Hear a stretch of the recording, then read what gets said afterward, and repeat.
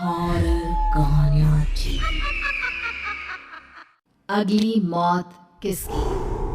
संजीव अपने दोस्तों राघव और प्रतीक के साथ बियर बार में बैठकर बियर पी रहा था। संजीव आज बहुत खुश लग रहा था। अरे यार, आज की पार्टी में तो मजा आ गया।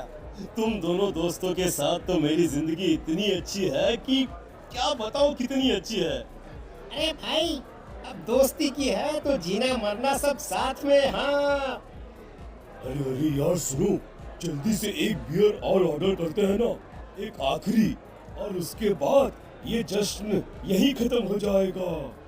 अरे हाँ हाँ, क्यों नहीं। वेटर, जल्दी से 2 बियर की बोतल लेकर आओ। आज मेरे दोस्तों को जश्न मनाना है, क्यों? इतने में वहां पर एक बहुत सुंदर लड़की छोटे छोटे कपड़े पहनकर हाथ में बियर की बोतल लेकर उसके पास आती है। ये लीजिए, आपने बियर ऑर्डर की थी ना, मैं लेकर आ गई। क्या बात है यार, इस बार की वेटर तो बड़ी सुंदर है। अब बियर लेकर आई हो तो अपने हाथों से ही पिला दो ना। हाँ हाँ, क्यों नहीं, जैसा आप बोलोगे मैं वैसा ही करूँगी। क्या बात है यार, अब तो लगता है रोज यहीं आना पड़ेगा। उसके बाद वो लड़की उन तीनों को बियर सर्व कर देती है। पार्टी करने के बाद वो तीनों अपने अपने घर जाते हैं।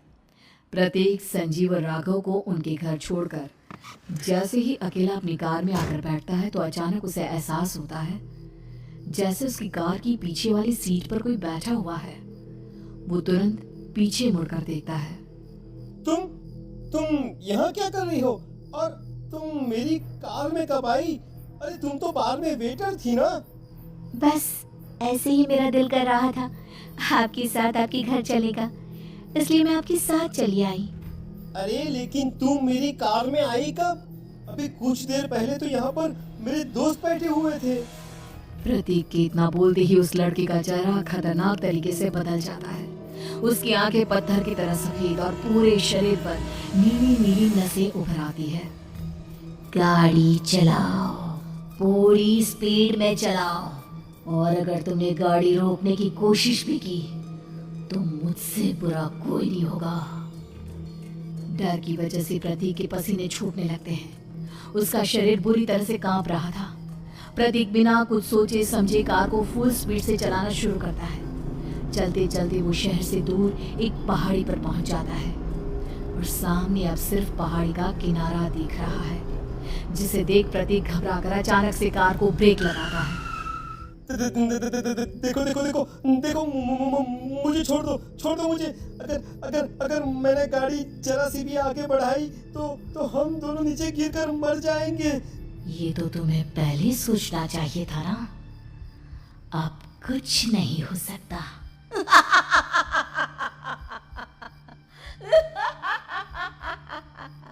छोड़ दो मुझे। नहीं नहीं, प्लीज मुझे छोड़ दो। प्लीज प्लीज मुझे जाने दो, छोड़ दो मुझे। गाड़ी आगे बढ़ाओ। और तभी अचानक से बिना प्रतीक के स्टार्ट किए उनकी कार आगे बढ़ती है और गहरी खाई में गिर जाती है। उसकी चीखने की आवाजें चारों तरफ सुनाई देती है।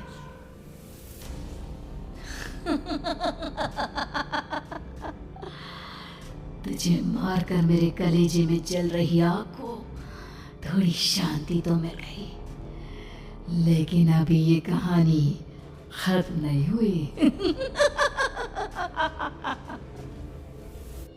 और फिर अगले दिन राघव और संजीव को पता चलता है कि प्रतीक की पहाड़ी से नीचे गिरकर मौत हो गई। अरे कल रात की तो बात है यार, हम सब बैठकर पार्टी कर रहे थे, लेकिन मेरी एक बात समझ में नहीं आ रही।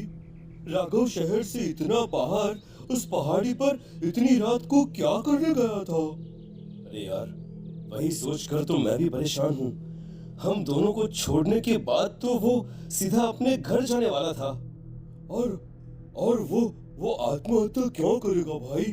कल रात तक वो कितना खुश था, हमारे साथ सेलिब्रेट कर रहा था। हाँ, लेकिन पुलिस ने तो यही कहा है कि प्रतीक ने अपनी कार को जानबूझकर पहाड़ी से नीचे गिरा दिया और आत्महत्या कर ली। अरे यार, संजीव मेरी तो कुछ भी समझ में नहीं आ रहा है।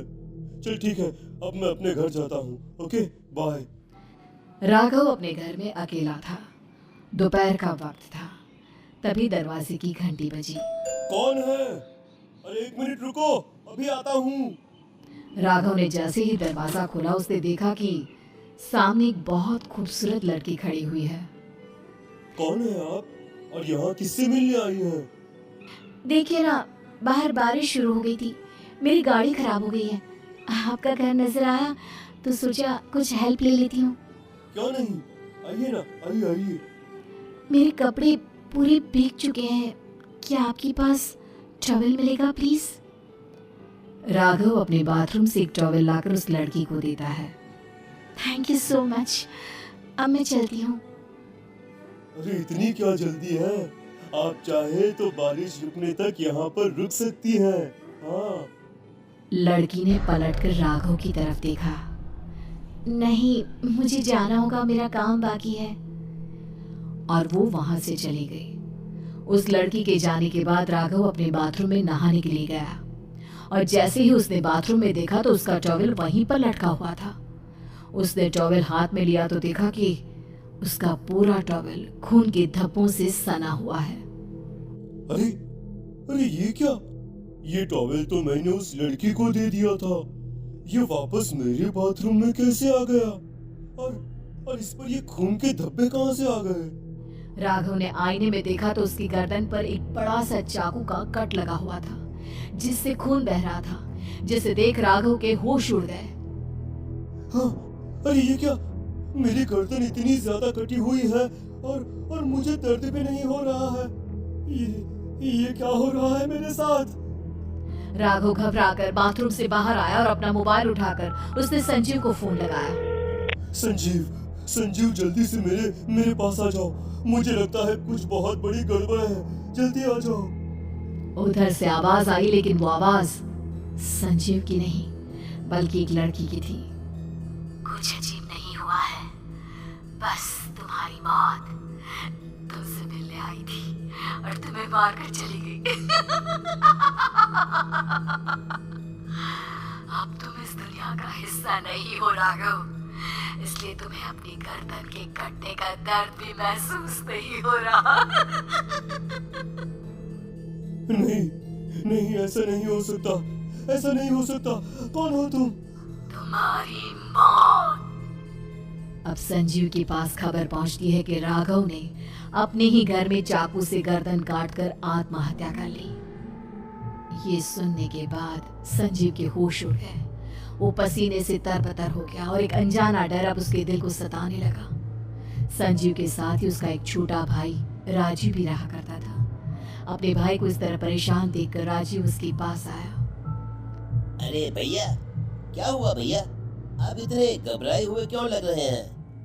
प्रतीक और राघव की मौत, मेरा मतलब मेरी कुछ समझ में नहीं आ रहा भाई। अचानक से मेरे दोनों दोस्तों ने आत्महत्या क्यों कर ली?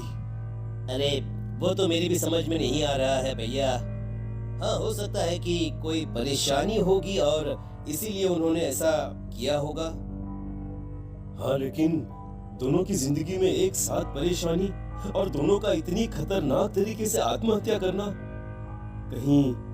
कहीं ऐसा तो नहीं मैं भी मर जाऊंगा? अरे आप ऐसी बातें क्यों कर रहे हैं भैया? वैसे ही मैं इतना परेशान हूँ। जब से अंजलि ने मेरा साथ छोड़ा है तब से सब कुछ बहुत अजीब सा हो गया है। रोज रात को डरावने सपने आते हैं। ऐसा लगता है जैसे अंजलि बार बार मेरे सपनों में आकर मुझे डराने की कोशिश करती है। अंजलि का नाम सुनते ही संजीव की आंखें फट गई और उसके गले में आवाज अटक गई। उसके चेहरे पर घबराहट साफ नजर आ रही थी। कौन थी वो लड़की जिसने प्रतीक और राघव को आत्महत्या की आड़ में मौत की घाट उतार दिया? और कौन थी अंजलि जो बार बार राजीव के सपनों में आकर उसे डरा रही थी? अंजलि का नाम सुनकर संजीव इतना घबरा क्यों गया? इन सवालों के जवाब जानने के लिए देखिए इस खतरनाक कहानी का अगला भाग।